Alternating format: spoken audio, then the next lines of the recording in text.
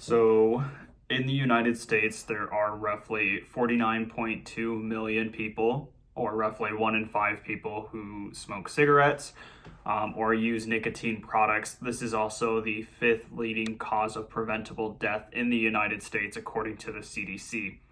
In South Dakota specifically, there is roughly 15% of the population are victims or use cigarettes or smoke. That comes out to roughly 133,000 people. How they get it, cigarettes are very accessible, along with other tobacco products. They're at almost every gas station, every convenience store. And you kind of see a shift from generations. The older generations stick more to cigarettes, while you have a younger generation who give into vaping, and that's kind of their source of nicotine. So again, it is very common, very accessible in South Dakota to obtain these cigarettes or nicotine products or vapes. Based on the law, Tobacco 21, you have to be at least 21 years old to buy tobacco products. So it's, again, very easy for people to get their hands on these. So how it works is by smoking, it stimulates the adrenal glands, which then discharges epinephrine, which in return activates the reward pathway into the brain. And nicotine in tobacco is very addictive. It takes roughly 20 seconds from the time you inhale or take a puff until the reward center in your brain is activated. It's a very quick rush. It is highly addictive. It's comparable to opioids and cocaine for this exact reason, because of the pleasures that it releases in the brain and how fast it releases. Some people that are more at a disposition to have or to smoke or to have problems with tobacco products are American Indians, people with disabilities, anxiety, and depression. The life expectancy for someone who smokes is 10 years shorter compared to a person who does not smoke.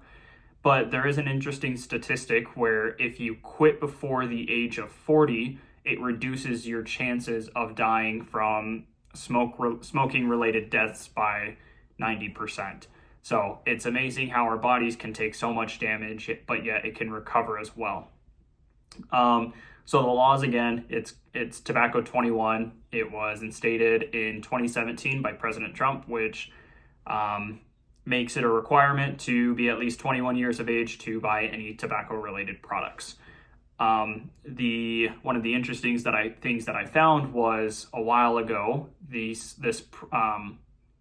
an organization gave a report card out to every single state in the United States about how well they're doing with monitoring tobacco sales, and also kind of bettering education, bettering resources for those available. But again, they gave out a report card to every single state. Well, South Dakota received an F on that report card. I will link it below so you can see the different areas that they graded us on. But there's definitely a lot of improvement that we can do here in South Dakota to better protection from tobacco products. Another thing on how it affects the communities around us is secondhand smoke is still a very prevalent thing. Last year, there was approximately 41,000 deaths due to secondhand smoke by itself. So even when it's not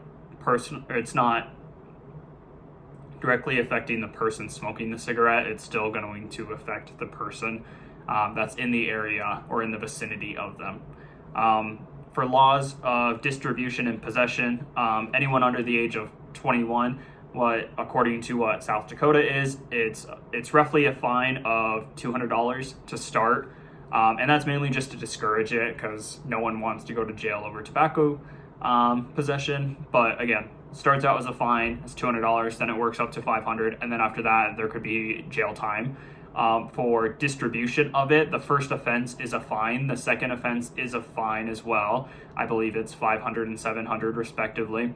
And then the next time, it's a bigger fine of roughly $1,200 plus a 1 year ban of selling tobacco products. And then every succession increases the fine and increases the time penalty of it.